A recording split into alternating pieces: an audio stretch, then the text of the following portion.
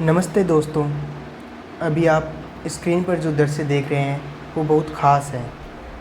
इनमें आपको शांति तो दिख रही होगी, लेकिन कोई आवाज़ सुनाई नहीं दे रही होगी, क्योंकि ये फुटेज मैंने एक ऐसी जगह रिकॉर्ड की है जहाँ बोलना सख्त मना था।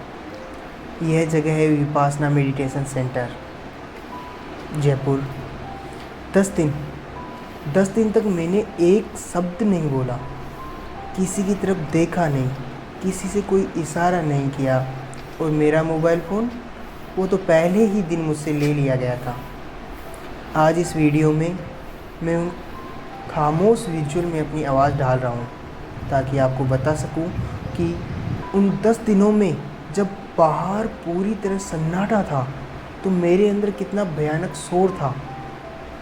एक इंसान जो हर वक्त डिजिटल दुनिया से जुड़ा रहता है, उसके लिए ये डिजिटल डिटॉक्स और आर्य मौन कैसा था। आइए मैं आपको अपनी 10 दिन की अंदरूनी यात्रा पर ले चलता हूँ। सेंटर पहुँचते ही सबसे पहला काम था अपना मोबाइल फ़ोन, किताबें, पेन और बाकी सारा सामान सरेंडर करना। सच बताऊँ तो जब मैं फ़ोन जमा कर रहा था तो दिल में एक अजीब सी घबराहट हो रही थी। ऐसा लग रहा था जैसे मेरा दुनिया से संपर्क कट गया है। वहाँ के नियम बहुत सख्त थे। शाम के बाद कोई खाना नहीं, सिर्फ चाय और हल्का सा नाश्ता मिलता था। और सुबह उठने का समय, सुबह 4 बजे का घंटा बजता था। 4:30 बजे से लेके रात 9 बजे तक हमें दिन में करीब 10 घंटे सिर्फ़ और सिर्फ ध्यान करना होता था। शेड्यूल ये रहता था कि 4 बजे जो वहाँ पे जो सहायक होते थे वो बेल लेके आपके रूम के बाहर बेल बजाना शुरू कर देते थे, जब तक कि आप उठ के लाइट वगैरह कुछ ऑन नहीं कर देते, ताकि उन सहायक को ये नहीं लग जाए कि आप उठ चुके हो या नहीं उठ चुके। तब तक वो आपके रूम के बाहर बेल बजाते ही रहते थे, ताकि ऐसा ना हो कि बाकी जो साधक आए हुए हैं वो सोते ही रहें और ध्यान चलना शुरू हो जाए। इसलिए जब तक कोई उठ के ऐसा नहीं हो जाता था कि उनको कन्फर्म नहीं हो जाता था कि हाँ साधक आए हुए उठ चुके हैं और वो ध्यान के लिए तैयार हैं, तब तक वो बेल बजाते रहते थे आपके रूम के बाहर। वहाँ के नियम बहुत कड़े थे। शाम के बाद खाना वगैरह नहीं मिलता था, बोलना नहीं होता था, आर्य मौन का पूरा पालन करना होता था, किसी की तरफ देखना, इशारा वगैरह कुछ नहीं कर सकते थे। तो शुरुआत में क्या हुआ कि पहले 2 दिन सच बताऊँ तो मुझे लगा मैं यहाँ से भाग जाऊँगा। जब मुझे कहा गया कि आंखें बंद करके सिर्फ अपनी सांसों पर ध्यान लगाओ, सांस कैसे आ रही है, कैसे जा रही है, तो मुझे लगा यह सब बहुत आसान है। लेकिन जैसे ही मैंने आंखें बंद की, मेरा दिमाग एक बेकाबू बंदर की तरह भागने लगा। कभी 5 साल पुरानी कोई बात याद आ रही थी, कभी किसी से हुआ झगड़ा याद आ रहा था, तो कभी भविष्य की चिंता दिमाग ने मुझे हर वो कारण दिया जिससे मैं वहाँ से उठकर भाग जाऊँ। और सबसे भयानक था शारीरिक दर्द। ज़मीन पर लगातार एक ही पोजीशन में घंटों बैठना, पैरों में सुनपन, पीठ में भयंकर दर्द। ऐसा लगता था जैसे शरीर का हर हिस्सा कह रहा हो कि बस कर, अब और नहीं।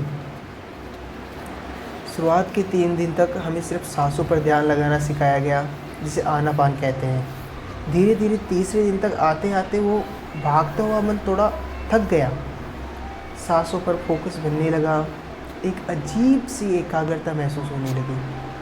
फिर आया चौथा दिन, जिस दिन हमें मुख्य तकनीक दी गई, विपासना। विपासना से पहले जो 3 दिन तक हमने आनापान किया था, उसमें मुख्यतः क्या होता था कि अपनी जो सांस अंदर जा रही है, अपनी नासिका द्वारों से अंदर जा रही है, बाहर निकल रही है, केवल अपने को वो देखना है। ऐसा नहीं है कि अपने को ज़ोर से सांस लेना है, जैसे प्राणायाम करते हैं तब ज़ोर से सांस लेते हैं छोड़ते हैं, वैसा नहीं करना। नेचुरल जो जैसा चल रहा है उसी को वैसा ही चलते हुए अपने को बस देखना है। बोलते हैं कि अपनी सांसें भी सीमित है, लिमिट की मिली हुई है अपने को पूरी ज़िंदगी में, बस उनको देखना है कि अपन जो सबसे कीमती चीज़ जो मिली हुई है, जब वो सांस बंद हो जाएगी, अपन अपनी आत्मा अपनी शरीर छोड़ देगी, तो वो जो लिमिट की चीज़ें मिली हुई हैं, कम से कम उन पर तो अपन ध्यान रख सके ना कि कितनी जा रही है, कितनी आ रही हैं। तो उसी प्रकार उसी को ध्यान में रखना होता है। सांस अंदर गई, सांस बाहर गई, आपको ना ज़ोर से लेना है ना धीरे छोड़ना है, बस उसको महसूस करना है। जा रही है, बाहर आ गई, जा रही है, बाहर आ गई। तो ये होता था आनापान। विपासना, जब हमें चौथे दिन विपासना की तकनीक दी गई गुरुदेव द्वारा, तो विपासना का मतलब है चीज़ों को वैसे ही देखना जैसे वो वास्तव में है। अब हमें सांसों से हटकर अपने सिर से लेकर पैर तक शरीर के हर हिस्से में होने वाली संवेदनाओं को महसूस करना था। कहीं खुजली हो रही थी, कहीं पसीना आ रहा था, कहीं दर्द था, तो कहीं कोई स्पंदन। नियम बस एक था, कोई भी संवेदना हो रही है, चाहे वो खुजली हो रही थी या दर्द हो रहा था, चाहे कितनी भी अच्छी हो संवेदना या कितनी भी बुरी, इधर से छटकी आपको उसके प्रति कोई रिएक्शन नहीं देना है। ना ही अच्छे की चाहत करनी है और ना ही दर्द से नफरत। छटपटा रहा था, बस एक समता यानी संभाव बनाए रखना है। अंदर जाके देखता क्या क्या हो रहा है क्या नहीं हो रहा है। पाँचवें और छठे दिन मेरे साथ कुछ अद्भुत सा होने लगा। जो दर्द मुझे पहले दिन असहनीय लग रहा था, अब वो मुझे परेशान नहीं कर रहा था। मैंने दर्द को सिर्फ एक संवेदना की तरह देखना शुरू कर दिया। मैंने महसूस किया कि दर्द भी हमेशा नहीं रहता, वो उठता है और ख़त्म हो जाता है। इसको अनित्य बोलते हैं। यहीं पर मुझे विपासना का सबसे गहरा सिद्धांत समझ में आया, अनित्य यानी सब कुछ बदल रहा है। न तो सुख हमेशा टिकता है और न ही दुख। यह बात सिर्फ सुनने में ही अच्छी नहीं लगी, बल्कि मैंने इसे अपने शरीर के रोम रोम में महसूस किया। 7वें और 8वें दिन बाहर का मौन मेरे अंदर तक पहुंच गया था। मुझे अपने अंदर दबी हुई बहुत सी भावनाएं महसूस होने लगी। कभी कभी बिना किसी कारण के आंखों में आंसू बहने लगते थे।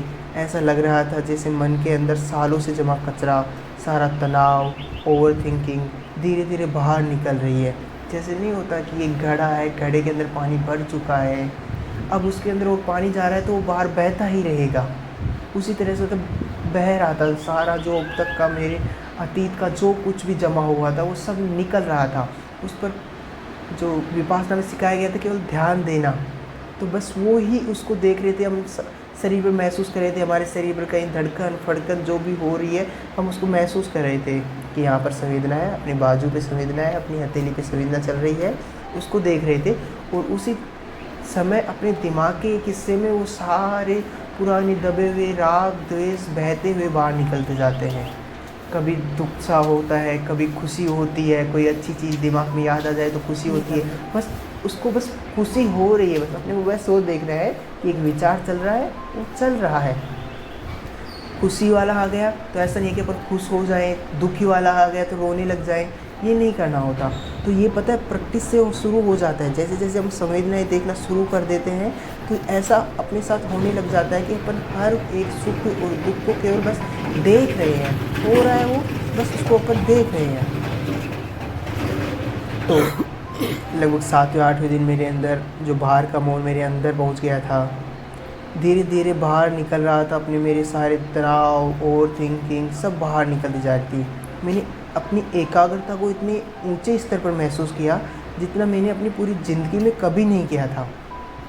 दिमाग शीशे की तरह साफ हो गया था, बिल्कुल एक आईने की तरह शांत। और फिर आया 10वां दिन।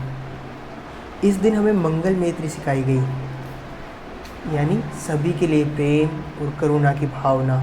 इसी दिन हमारा आर्य मन खोला गया। यकीन मानिए 10 दिन बाद अपनी ही आवाज़ सुनना बहुत अजीब लग रहा था। जब मैंने बाकी साधकों से बात की तो पता चला कि हर कोई उसी शारीरिक और मानसिक संघर्ष से गुजर रहा था जिससे मैं गुजरा था। हम सब 10 दिन पहले बिल्कुल अजनबी थे, लेकिन उस दिन ऐसा लग रहा था जैसे हम सब एक बहुत गहरे अनुभव के धागे से जुड़ गए हैं। वो हंसी, वो चेहरे की चमक, वो हल्कापन, मैंने उन भावनाओं को शब्दों में पूरी तरह बयां नहीं कर सकता। 11 दिन सुबह हम अपनी दुनिया में लौट आए। जब मैंने अपना फ़ोन वापस लिया तो सच कहूँ उसे ऑन करने का मन ही नहीं कर रहा था। उन्होंने फ़ोन दिया, मैंने फ़ोन आके बेड के ऊपर रख दिया। ना उसको देखने की इच्छा थी, ना किसी के नोटिफिकेशन आए हैं, किसी के कॉल के मैसेज मिस कॉल आए हुए हैं, कुछ भी नहीं। बस वो फ़ोन था, एक वस्तु है और वो साइड में पड़ी है, कोई ध्यान नहीं जा रहा। ना इच्छा हो रही कि भाई 10 दिन तक मेरे पुराने सगे संबंधी मेरे जो भी है वो मुझे मैसेज किए नहीं किए, कोई भी विचार नहीं चल रहा था दिमाग में। बैठे बैठे बस ध्यान अपनी संवेदनाओं को देखने में लगे हुए थे।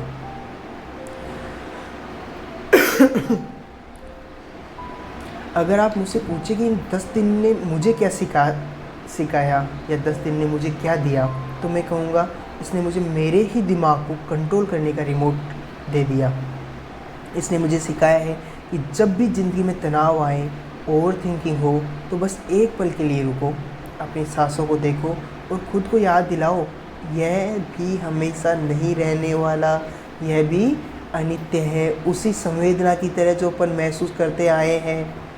और यकीन मानो हकीकत ये है कि ऐसा हो चुका है मेरे साथ। मैंने ये रिकॉर्ड 1 साल बाद किया है। मैंने 1 साल लास्ट ईयर नवंबर दिसंबर में ही मैंने विपासना की थी, और जब दोबारा जाना हुआ तब मैंने वीडियो रिकॉर्ड किया है। तो अब 1 साल में जो हुआ वो बताता हूँ मैं आपको कि मेरे साथ सिचुएशन ऐसी हो गई कि मैं पढ़ाई कर रहा हूँ तो मेरा दिमाग बस पढ़ाई पे लगा हुआ है, विचार चल रहे हैं, कुछ चलते रहते हैं। मेरी एकाग्रता बहुत अच्छे स्तर पर पहुँच चुकी है।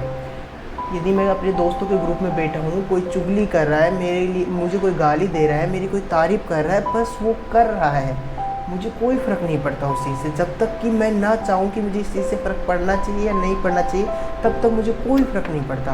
कोई बैठ के यदि मुझे बैठ के गाली दे रहा है तो भाई दो, उसका भी कल्याण हो। यकीन माने सच बता रहा हूँ, कितना भी गहरा दुख हो, कितना भी किसी से कितना गहरा लगाव हो, सब कुछ आपके कंट्रोल में रहता है। आपको बस वो ऐसा लगता है कि वो भी अनित्य है, उस पर ध्यान ही नहीं जाता। यकीन मानिए, अगर आप भी मानसिक शांति, एक ज़बरदस्त फोकस और ख़ुद को गहराई से जानने की तलाश में हैं, तो मैं आपको दिल से सलाह दूंगा कि ज़िंदगी में कम से कम एक बार विपासना जाएं। यह कोई धर्म नहीं है, यह बस खुद को जीने की कला सिखाता है। दोस्तों, मेरे वीडियो की विजुअल में भले ही कोई आवाज़ नहीं थी, लेकिन आज मुझे उम्मीद है कि मेरी इस आवाज़ ने आपको विपासना के सफ़र का पूरा अनुभव करा दिया होगा। अगर आप विपासना के बारे में मुझसे कुछ पूछना चाहते हैं तो कमेंट बॉक्स में ज़रूर लिखें, मैं आपके हर सवाल का जवाब देने की कोशिश करूँगा।